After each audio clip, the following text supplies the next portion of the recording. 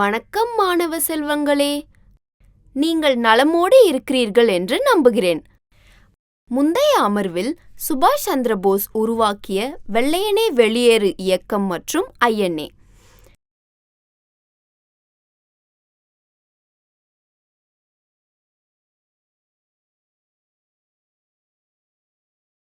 பத்தாம் வகுப்பு சமூக அறிவியலிலிருந்து இந்தியாவில் தேசிய இயக்கங்கள் மற்றும் பிரிவினை மற்றும் சுதந்திரம் 1939 முதல் 1947 வரை என்ற தலைப்பை தொடர்வோம். அதை பற்றி மேலும் புரிந்து கொள்வோம். கற்றுக்கொள்வீர்கள் என்பதை பற்றி இன்றைய அமர்வில் தெரிந்து கொள்வீர்கள். பிரபலமான எழுச்சி. முஸ்லிம் லீக் மற்றும் காங்கிரசுக்கு இடையே அதிகாரத்தை மாற்றுவதற்கான பேச்சுவார்த்தை. பிரிவுக்கு சாத்தியமான மாற்று. முக்கிய வார்த்தைகள்: கோர்ட் மார்ஷியல், இராணுவ சட்டத்தை மீறியதாக குற்றம் சாட்டப்பட்ட ஒரு சிப்பாயின் இராணுவ நீதிமன்றத்தில் ஒரு விசாரணை.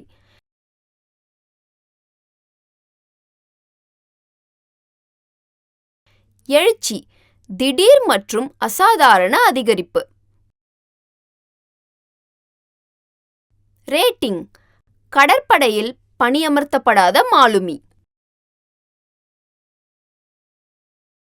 துறைமுகம். துறைமுகம் என்பது கடற்கரையில் உள்ள கடலின் ஒரு பகுதி. இது ஓரளவு நிலம் அல்லது வலுவான சுவர்களால் சூழப்பட்டுள்ளது. இதனால் படகுகளை பாதுகாப்பாக அங்கு விட முடியும். வடமேற்கு எல்லைப்புற மாகாணம்.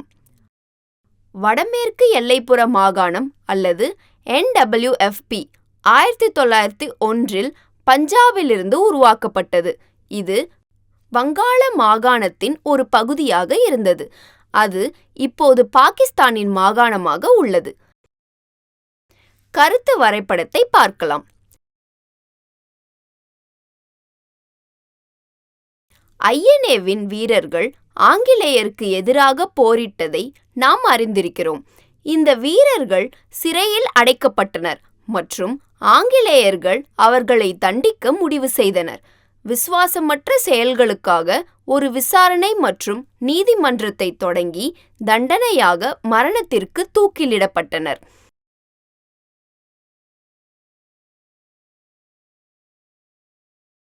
இந்தியாவில் ஐஎன்ஏ சோதனைகளின் போது அமைதியின்மையும் மற்றும் அதிருப்தியும் நிலவியது.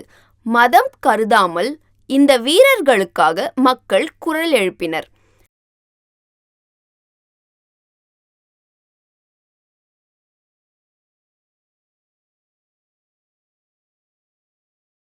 பல ஐஎன்ஏ வீரர்கள் முஸ்லிம்களாக இருந்தாலும் மக்களின் கோபமும் அனுதாபமும் வீரர்களின் மதத்தை பற்றி சிந்திக்கவில்லை.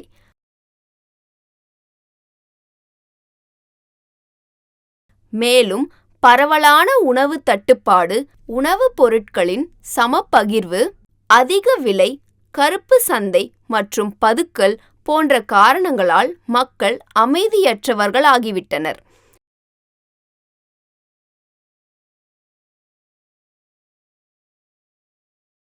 குறைந்த ஊதியத்தால் தொழிலாளர்கள் கோபமடைந்தனர்.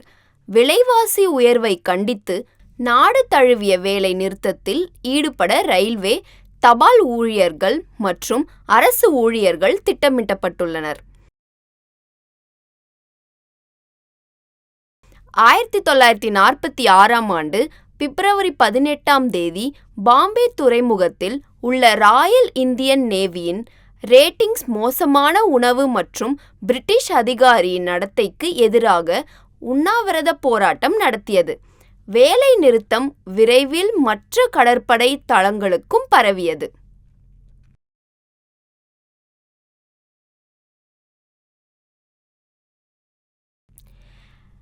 MS கானை தலைவராக கொண்ட கடற்படை மத்திய வேலைநிறுத்த குழு கோரியது. சிறந்த உணவு, வெள்ளையர் மற்றும் இந்திய மாலுமிகளுக்கு சம ஊதியம், இந்திய தேசிய இராணுவ வீரர்கள் மற்றும் பிற அரசியல் கைதிகளை உடனடியாக விடுவிக்க வேண்டும். இந்தோனேஷியாவிலிருந்து இந்திய துருப்புகள் திரும்பப் பெறுதல்.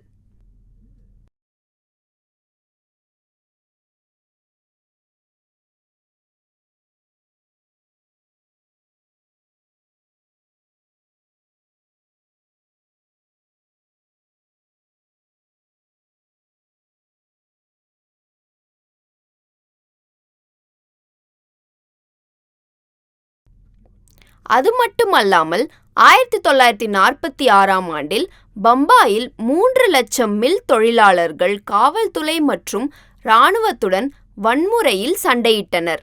இந்தியா முழுவதும் தொழிற்சாலைகள் மற்றும் ஆலைகளில் வேலை நிறுத்தங்கள் 1 வருடம் நடந்தது.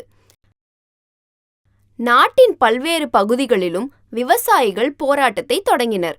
வங்காளத்தில் தெபாகா இயக்கம் மாகாண கிசான் சபையின் தலைமையில் சிறு ஏழை விவசாயிகளின் அறுவடை பங்குகளை அதிகரிக்க கோரி நடத்திய போராட்டம் இறுதியில் வழங்கப்பட்டது.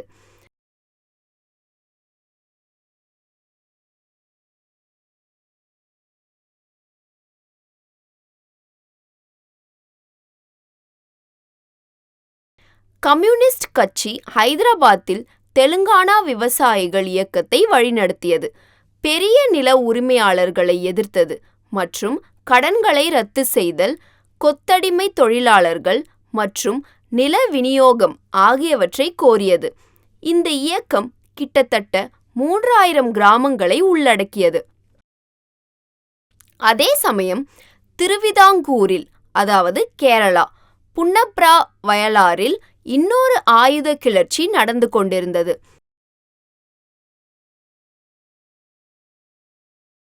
நாட்டில் இந்த போராட்டங்கள் நடந்து கொண்டிருந்தபோது இந்திய தேசிய காங்கிரசுக்கும் முஸ்லிம் லீகிற்கும் இடையே அதிகார பரிமாற்றம் தொடர்பாக உரசல் உருவானது.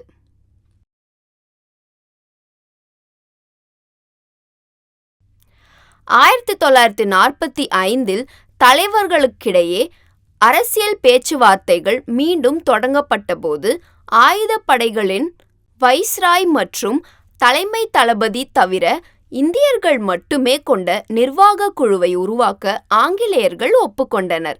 முழு சுதந்திரத்திற்கான முதல் படியை குறிக்கும் வகையில் இதை செய்தார்கள்.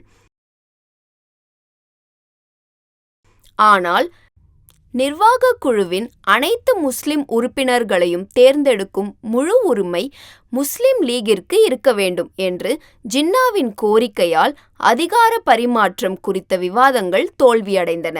இது மற்ற தலைவர்களால் ஏற்றுக்கொள்ளக்கூடிய கோரிக்கையாக இருக்கவில்லை.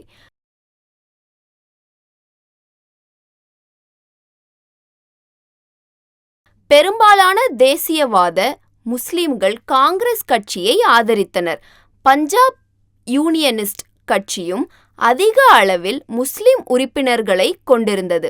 முஸ்லிம் லீகின் கோரிக்கையை ஏற்கவில்லை. மௌலானா ஆசாத் கட்சியின் தலைவராக இருந்ததால் இந்த விவாதங்களுக்கு காங்கிரஸ் கட்சியின் பிரதிநிதிகள் குழுவின் தலைவராக இருந்தார்.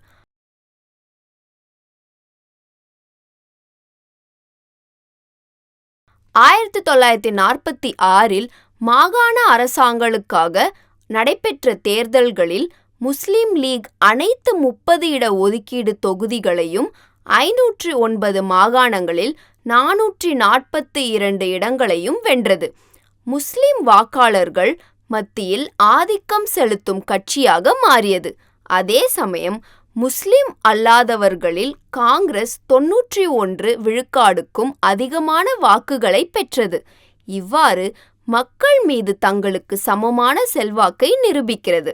1946ஆம் ஆண்டில் பிரிட்டிஷ் அமைச்சரவை லீகின் கோரிக்கைகளை ஆராயவும் இந்திய சுதந்திரத்திற்கான அரசியல் கட்டமைப்பு முன்மொழியவும் 3 பேர் கொண்ட குழுவை டெல்லிக்கு அனுப்பியது.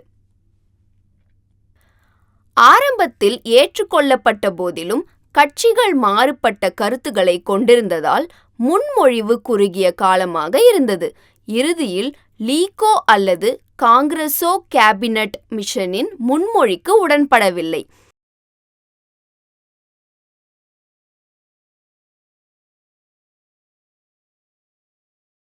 முஸ்லிம் லீக் பாகிஸ்தானுக்கான கோரிக்கைகளை வென்றெடுக்க நேரடி நடவடிக்கை தேர்ந்தெடுத்தது.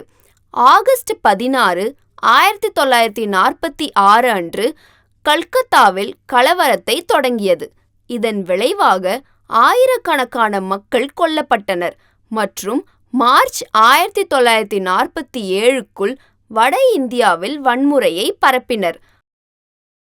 பரவலான வன்முறை காரணமாக தி முஸ்லிம் லீகின் கோரிக்கைகளை ஏற்றுக்கொண்ட காங்கிரஸ் மார்ச் 1947இல் பஞ்சாபை இரண்டாக பிரித்தது.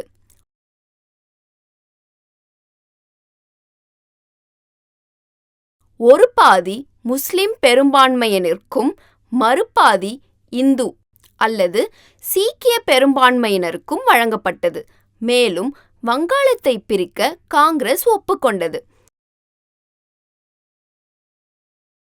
பிப்ரவரி 1947இல் மவுண்ட் பேட்டன் வைஸ்ராய் ஆனார் மற்றும் பிரிட்டிஷ் இந்தியாவை பாகிஸ்தான் மற்றும் இந்தியாவாக பிரிப்பதாக